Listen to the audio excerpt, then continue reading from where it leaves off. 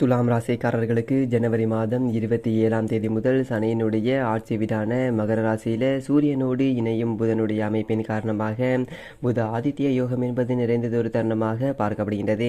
காத்திருக்கும் மகிழ்ச்சியாக பல நல்ல செய்திகள் என்பது கிடைக்கக்கூடிய ஒரு தருணமாகவும் அமைவதற்கான ஒரு வாய்ப்பும் யோகமும் நிறைந்து கிடைக்கக்கூடிய ஒரு தருணமாக அமைகின்றது. ஏனென்றால் 3ஆம் இடமாகிய தைரிய ஸ்தானத்தில் இருந்து 4ஆம் இடமாகிய சுகஸ்தானத்தில் நுழைகின்றாருங்க. வித்யாக்காரராக இருக்கக்கூடிய புதன் ராசியினுடைய அதிபதியான சுக்கிரனுக்கு நட்பு கிரகமாக இருக்கின்றார். தற்போது சற்று சஞ்சரிக்கக்கூடிய இடமான சனியினுடைய ஆட்சி வீடாகவும் அதிலும் சனியினுடைய பார்வை என்பது புதன் நட்பு கிரகமாக பார்க்கப்படுகின்றார். எனவே சுகஸ்தானத்தில் அமர்ந்திருக்கக்கூடிய இந்த தருணத்தில் பல்வேறு விதமான புதிய வாய்ப்புகள் கிடைக்கும். ஏனென்றால் துலாம் ராசிக்காரர்களை பொறுத்த வரைக்கும் 9 மற்றும் 12ஆம் இடத்தோட அதிபதியாக இருக்கின்றாருங்க. பாக்கியாதிபதியும் விரையாதிபதியுமாக இருக்கக்கூடிய புதன் மிக வலுவாக சுகஸ்தானத்திற்குள் நுழைவதால எதிர்பாராத அதிரடியான மாற்றங்கள் நிச்சயமாக உண்டு. அது மட்டுமல்லாது சப்தம பார்வை ஜீவனஸ்தானமாகிய 10ஆம் இடத்தை வலுப்படுத்துகின்றதுங்க. எனவே தொழில் ரீதியாக காத்திருக்கும் மகிழ்ச்சியாக புதிய வாய்ப்புகள் இந்த ஒரு தருணத்தில் துலாம் ராசிக்காரர்களுக்கு நிறைந்து கிடைக்குங்க. 27/1/2024 முதல் சனியினுடைய ஆட்சி வீட்டில் சூரியனோடு இணையும் புதனால புத ஆதித்ய யோகம் என்பது நிறைந்ததொரு தருணமாக ஜனவரி 27 முதல் அமையப் போகின்றது. எனவே கிரகநிலையினுடைய அமைப்பின் காரணமாக பல நன்மைகளை நிறைந்து பெறுவதற்கான ஒரு வாய்ப்பும் யோகமும் நிறைந்து கிடைக்கின்றது. அது மட்டுமல்லாது மிக விரைவில் மங்களகாரகனும் சூரியன் புதனோடு இணைந்து சஞ்சரிக்கப் போகின்றார். எனவே இந்ததொரு தருணம் என்பது காத்திருக்கும் மகிழ்ச்சியாக பல சந்தர்ப்பங்கள் என்பது நிறைந்து கிடைப்பதற்கான ஒரு வாய்ப்பு உருவாகின்றது. ஏனென்றால் பொதுவாகவே பொன் கிடைத்தாலும் புதன் கிடைக்காது என்பார்கள். சூரியனுக்கு மிக அருகாமையில் இருக்கக்கூடிய ஒளி பொருந்திய கிரகமாக இருப்பவர் தாங்க புதன். வித்தைக்கும் அறிவுக்கும் அதிபதியாக செயல்படுகின்றார். அவர் கொடுக்கக்கூடிய அறிவாற்றல் என்பது எதிரிகளை பந்தாடக்கூடிய வீரத்தையும் கொடுக்கக்கூடிய ஒரு சிறந்த ஒரு ஆற்றலாக பார்க்கப்படுகின்றது. மிகச்சிறந்த ஞானத்தை அருளக்கூடிய மிக முக்கியமான கிரகமாக பார்க்கப்படுபவர் தாங்க புதன். அவரது ஆட்சி வீடான மிதுனமும் கன்னிராசியும் பார்க்கப்படுகின்றது. புதனுடைய உச்ச வீடாக கன்னிராசி அமர்ந்திருக்கின்றதுங்க. அதே சமயம் நீச்ச வீடாக மீன ராசி பார்க்கப்படுகின்றது. காலச்சக்கரத்தில் நட்பை கொண்டாடக்கூடிய ஒரு கிரகமாக பார்க்கப்படுகின்றாருங்க புதன் தனித்து இருப்பதை விட மற்ற கிரகங்களுடன் சேர்ந்து இருக்கும் பொழுது பல்வேறு விதமான அதிர்ஷ்ட யோக வாய்ப்புகளை அள்ளி கொடுப்பாருங்க. பொதுவாகவே இயற்கையிலேயே சுபகிரகமாக இருக்கக்கூடிய புதன் பாவ கிரக சேர்க்கையால் அபசு கிரகமாக செயல்படுகின்றாருங்க. சூரியனுடன் இணைந்து சஞ்சரிக்கக்கூடிய இந்த ஒரு தருணத்தில் பல அற்புத மாறுதல்களை ஏற்படுத்த கொடுக்கப்படுகின்றார். பொதுவாக சுபத்துவ பாதையில் சஞ்சரிக்கும் போது 2, 5, 7, 9 மற்றும் 11 ஆகிய இடங்களில் அபரிவிதமான ஒரு நன்மையையும், அதே சமயம் பாவகிரக சேர்க்கை எடுக்கும்போது 3, 6, 10, 11 ஆகிய இடங்களில் அபரிவிதமான நன்மையை அள்ளி கொடுப்பாருங்க. அப்படிப்பட்ட புதன் பொதுவாகவே ஜென்மத்திலோ அல்லது அஷ்டமத்திலோ அமரும்போது சற்று கவனத்துடன் இருக்க வேண்டும். ஏனென்றால் புதனுடைய அமைப்பு சாதகமற்று இருக்கும்போது சில எதிர்பாராத சங்கடங்களை சந்திப்பதற்கான ஒரு வாய்ப்பு இருக்கின்றது. புதன் கெட்டால் புத்தி கெட்டுவிடும் என்பார்கள். நோய்வாய்ப்படுவதற்கான சாத்தியக்கூறுகளும் நிறைந்து கிடைப்பதற்கான ஒரு வாய்ப்பு உள்ளது என்பதை தெளிவாக உறுதிப்படுத்துகின்றாருங்க.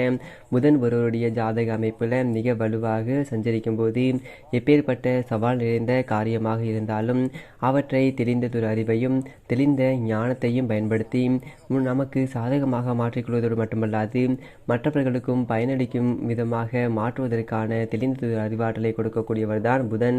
ஆனால் அதே சமயம் புதன் சாதகமற்று அமர்ந்து சஞ்சரிக்கும் போது எதிர்பாராத சில சங்கடங்களை சந்திப்பதோடு மட்டுமல்லாது உடல் நல ஆரோக்கிய தொல்லைகளும் அதிகரிப்பதற்கான சாத்தியக்கூறுகள் இருக்குதுங்க. அதிலும் குறிப்பாக உணர்ச்சி வசப்படுதல் உள்ளிட்ட சில எதிர்பாராத சங்கடங்களை சந்திப்பதற்கான வாய்ப்பும், முன்கோபம், தலை தூக்குதல் போன்ற விஷயங்களால் சில எதிர்பாராத சிரமத்தை சந்திப்பதற்கான ஒரு வாய்ப்பு உள்ளது என்பதை புதன் உறுதிப்படுத்துகின்றாருங்க. அது மட்டுமல்லாது மிக எளிதாக முடிக்க வேண்டிய வேலையை கூட இடியாப்ப சிக்கலை போன்று மிக கடினமாக மாற்றிக்கொள்வதற்கான ஒரு சூழ்நிலை உருவாக்குவதற்கான ஒரு வாய்ப்பும் புதனுடைய அமைப்பு சாதகமாக இல்லை என்றால் ஏற்படுவதற்கான ஒரு சாத்தியக்கூறுகள் உண்டு என்பதை தெளிவாக உறுதிப்படுத்துகின்றாருங்க புதன். பொதுவாக எப்போதெல்லாம் புதன் அதீத நன்மையை கொடுக்கக்கூடிய ஒரு அமைப்பில் வலுவாக சஞ்சரிப்பார் என்றால் தனது ஆட்சி வீடான மிதுன ராசியிலும் உச்ச வீடான கன்னிராசியிலும் அபரிவிதமான நன்மை அள்ளி கொடுப்பாருங்க. அதே போன்று நட்பு கிரக வீடுகளாக இருக்கக்கூடிய ரிஷபம், துலாம், கும்பம் மற்றும் மகரம் ஆகிய ராசிகளில் அதீத நன்மையை ஏற்படுத்தி கொடுப்பார். சிம்மம் ராசி அவரது அதிநட்பு வீடாக பார்க்கப்படுகின்றது. இந்த தருணத்தில் மகர ராசியில் தனது அதிநட்பு கிரகத்தின் அதிபதியாக இருக்கக்கூடிய சூரியனுடன் இணைய போகின்றாருங்க. எனவே தான் இந்த தருணம் என்பது புத ஆதித்ய யோகம் நிறைந்தது ஒரு தருணமாக பார்க்கப்படுகின்றது.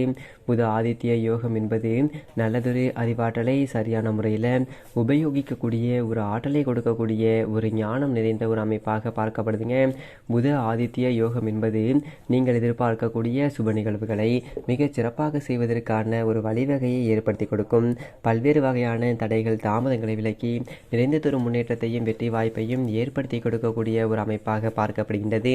அதிலும் குறிப்பாக மகர ராசியில் சஞ்சரிப்பது என்பது நல்ல வரவேற்கத்தக்க ஒரு அமைப்பாக பார்க்கப்படுகின்றது. ஏனென்றால் புதனுடைய பார்வையில் நட்பு கிரகமாக சூரியன் சுக்கிரன் இருந்தாலும் அவரது பார்வையில் சமகிரகமாக செவ்வாய், குரு மற்றும் ராகு, கேது, சனி போன்ற கிரக நிலைகள் இருக்கின்றன. ஆனால் சனியினுடைய பார்வையில் புதன் நட்பு கிரகமாக பார்க்கப்படுகின்றாருங்க. புதனுடைய பார்வையில் சமகிரகமாக இருந்தாலும் சனியினுடைய பார்வையில் நட்பு கிரகமாக இருப்பதால் அவர் சனியினுடைய ஆட்சி வீடான மகர ராசிக்கு வந்து சஞ்சரிப்பது நல்ல பலனை நிறைந்து கொடுக்கக்கூடிய ஒரு அமைப்பாக பார்க்கப்படுகின்றது. காத்திருக்கும் மகிழ்ச்சியாக எதிர்பாராத பல நல்ல பொருளான தருணங்கள் நிச்சயமாக கிடைப்பதற்கான ஒரு வாய்ப்பு உள்ளது என்பதை உறுதிப்படுத்துகின்றாருங்க. ஆனால் அதே சமயம் மேசம், விருச்சகம், தனுசு மற்றும் கடகம் ஆகிய இடங்களில் நல்ல பலன் கிடைக்காதுங்க. மீனராசியில் அவர் நீச்சம் பெற்றிருப்பார். இந்த இடங்களில் நன்மை எதிர்பார்க்க முடியாது. அதில் ஒரு இடமான தனுசு ராசியிலிருந்து தற்போது மகர ராசிக்கு மாறுவது நல்லதொரு மாற்றத்திற்கு வித்திடக்கூடிய ஒரு தருணமாக அமைகிறது என்பதை தெளிவாகவும் துல்லியமாகவும் உறுதிப்படுத்துகின்றார் புதன். எனவே இந்த தருணத்தில் புதனுடைய அமைப்பின் காரணமாக மிக எளிதாக பல சவால் நிறைந்த காரியங்களை சாதனையாக செய்து முடிப்பதோடு மட்டுமல்லாது வருமானத்தையும் உயர்த்தி கொள்வதற்கான ஒரு வாய்ப்பு உருவாகக்கூடிய ஒரு தருணமாக பார்க்கப்படுகின்றது. இப்படி புதனுடைய அமைப்பு இருக்க